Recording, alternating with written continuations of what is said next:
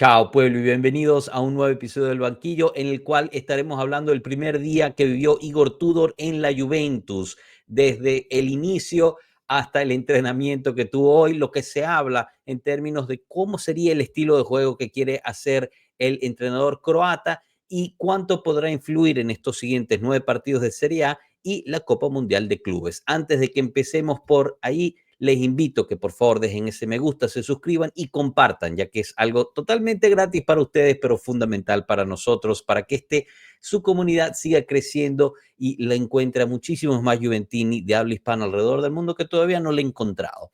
Así que, bueno, chicos, empecemos con, antes que nada, vamos a empezar ayer en la noche porque el Gran Tudor agarró su carro de Split, Croacia y manejó 10 horas y media para llegar a Turín. ¿Por qué no agarró un avión? No sabemos. Quería su carro en Turín. ¿Qué te puedo decir? No lo sé. Pero definitivamente hizo este trayecto largo, 10 horas y media, pasando por peajes también. Bromeamos muchísimo en el directo que el mismo Igor se pagó su peaje, aceptó este contrato que al final le da poco o ningún poder a él, son 500.000 euros netos por los siguientes 3 meses, que incluye también el que él participe como entrenador de la Juventus durante el Mundial de Clubes en Estados Unidos. Si al final llega a calificarse a la Champions League, la Juventus tiene el derecho de confirmarlo por un año más a 2 millones de euros netos para el entrenador.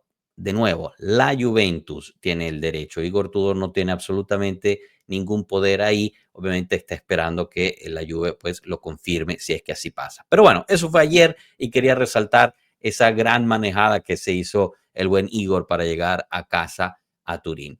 Y hablando de casa, hoy en la mañana, antes de que viéramos llegar a Igor Tudor al J-Medical, pasó por la Continaza Thiago Motta con sus colaboradores para limpiar oficina, empacar sus cosas e irse y tenerla disponible y lista para el nuevo entrenador cuando llegara. Mientras tanto, Igor Tudor fue a el J-Medical a hacerse las pruebas médicas de rito, ¿no? Ritual para todos los nuevos entrenadores que llegan. Y se vio una persona bastante feliz, la verdad, bastante contento. Los que estaban ahí, los reporteros que estaban ahí, hablaron que tenía una sonrisa y después vimos ciertas fotos publicadas con los doctores del J-Medical en el cual se podía comprobar esa sonrisa. Al final, hay que ser sinceros, Igor está cumpliendo un sueño que quizás querría desde hace 4, 5 o más años, ¿no? Recordemos que cuando vino aquella vez para ser vice de Pirlo, hasta se pagó su cláusula de liberación en el club para poder ser vice de Pirlo y estar en la Juventus. Esta vez le toca a él ser el principal entrenador y tiene esta oportunidad de 9 partidos. Así que firmó algunos autógrafos a las afueras del J-Medical, sonrió para las cámaras, saludó a todo el mundo, se montó en el jeep de la Juventus después del J-Medical y regresó a la Continaza para preparar el primer entrenamiento. Y la Juventus eventualmente lanzó algunas fotos del entrenamiento de la Juventus bajo Igor Tudor, algunos videos, al final salieron, video cortito, nosotros hicimos un pequeño resumen también del mismo video, enfocándonos únicamente en el entrenador. En el entrenamiento de hoy, obviamente todavía faltaban la gran mayoría del plantel, ya que están todavía en compromisos internacionales con sus selecciones, los cuales deberían estar empezando a regresar entre mañana, miércoles, jueves y así sucesivamente.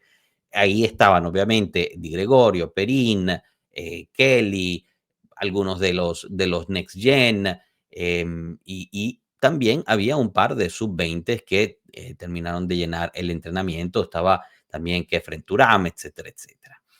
¿Qué vimos en términos de entrenamiento? Bastante intensidad. Se reporta que se hizo un juego, primero se hizo un trabajo de alto rendimiento pasado por un pequeño juego de entre dos equipos. Lo que nos permitieron ver las cámaras de la Juventus es un Igor que está involucrado, está dentro del campo, siempre tiene un balón en las manos, no sé si se dieron cuenta, pero siempre está cargando un balón como si fuera un bebé pues, digamos, alentando a su equipo. Yo sinceramente creo que el impacto de él lo veremos con el pasar del tiempo. Ahorita llega a un vestuario que pues está dolido, ¿no? Al final y al cabo, en ese vestuario obviamente pasó algo y tiene que tener mucho cuidado de qué tanto tocar mientras se va sanando, ¿no?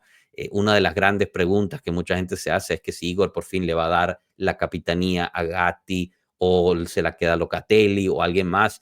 Yo creo, y me parecería lo más sensato, que mientras tanto la mantiene Locatelli, tratar de tocar lo más mínimo posible ese tipo de cosas, porque podría generar roces dentro de un vestuario que ya está bastante delicado. Así que bueno, seguimos con la pauta. Eso sí, yo creo que vamos a ver algunos de los jugadores que han estado viendo mucha banca muy seguido, esos los vamos a ver más de titular, más seguido, eh, basado más que todo en que imagino que quiere darle un poco de ímpetu, ¿no? Inyectar un poco de ganas en estos jugadores para lograr este objetivo que no está fácil, porque al final está tratando de convencer a veintipico jugadores de que le echen muchísimas ganas para calificar a la Champions League, con algunos de ellos ya pensando que se van a ir en el verano, o algunos de ellos pensando que quizás ni los rescatan aún calificando a la Champions League porque hay un cambio de proyecto. Por lo mismo de que no sabemos ni siquiera si Tudor va a seguir en el proyecto o no. Entonces, no sé, por ejemplo, cómo haces para incentivar a Chico Conceição, ¿no? Si no califica a Champions League, definitivamente no te compran, pero fuiste alguien que Thiago Motta pidió y con Tudor quizás su estilo de juego no es lo que vayas a jugar tú, pero piensas, bueno, pero al final Igor Tudor se queda, no se queda, va a venir alguien más, ¿quién va a venir?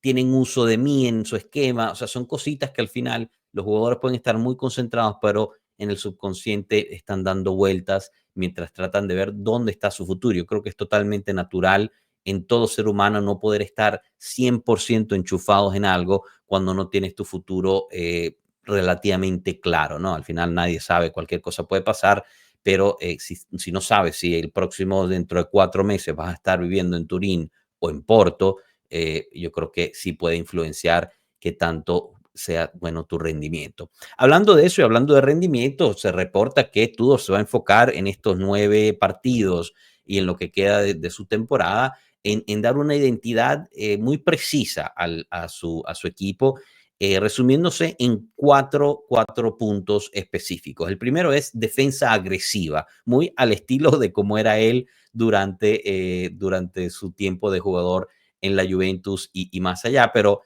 una defensa agresiva que recupere fuerte el balón, que recupere el balón de inmediato, y que no se muestre, digamos, apática cuando tenga la posesión del balón. O sea, no solamente la agresividad en fase defensiva, sino la agresividad en fase ofensiva. Presión alta, el equipo nada de cerrarse atrás, muy parecido también a lo que relativamente se estaba construyendo anteriormente, presión alta por parte de todo el equipo, porque quiere un equipo muy compacto.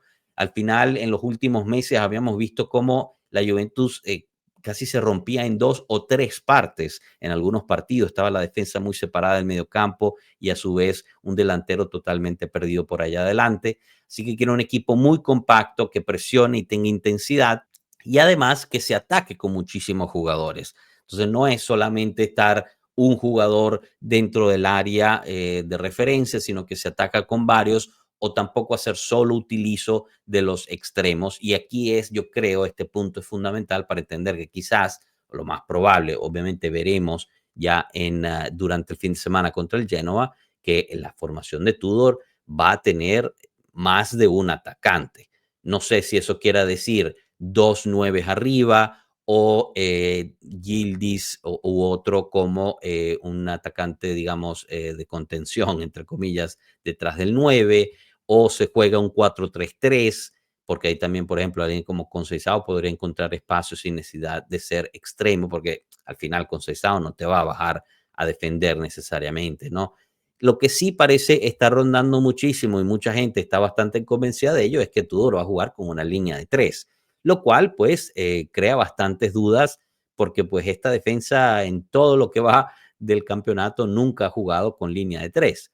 Y yo sinceramente no sabría decirles cómo jugaba Kelly en el Newcastle cuando jugaba. O sea, no tengo ni idea si él jugaba en línea de 3 o no. Habría que ver Veiga también, no sé cuál sea su historial en eso, pero yo creo que ahí pues va a depender muchísimo de Gatti, y por ende, yo a lo que iba en el punto anterior, pienso que las personas que quizás habían estado viendo menos continuidad vayan a haber mucha más continuidad, porque si juegas con línea de 3 necesitas un referente fuerte en el medio y ese en este caso sería Gatti acompañado por los otros defensas. En medio campo veremos también porque aunque hoy se reportó que Douglas Luiz y Cambiaso no entrenaron con el equipo, hicieron un trabajo diferenciado, se está estimando que ambos puedan estar disponibles por lo menos para una convocación, una convocatoria para el partido contra el Genoa, lo cual es sumamente interesante porque aquí es cuando empezamos a tratar de entender un poquito cómo va a ser el mediocampo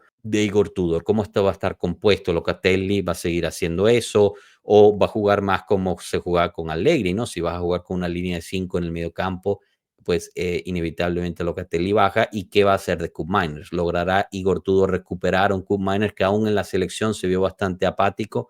No sé, hay muchas preguntas por responder, pero por ahora el buen Tudor empezó ya su labor con una sonrisa y con muchas ganas de hacer bien, y la verdad es que pues tiene, digamos, un llamado a hacer algo casi extraordinario, y me encantaría que el buen defensa croata ponga en aprietos a la directiva en tener que hacer una decisión difícil, porque eso quiere decir que la Juventus calificó a la Champions League el año que viene e hizo un buen papel en la Copa Mundial de Clubes de la FIFA en Estados Unidos, porque todo apunta a que la Juve, independientemente de cómo vaya Tudor, va a ir por un entrenador más fuerte en el verano. El nombre que está rondeando es el de Antonio Conte.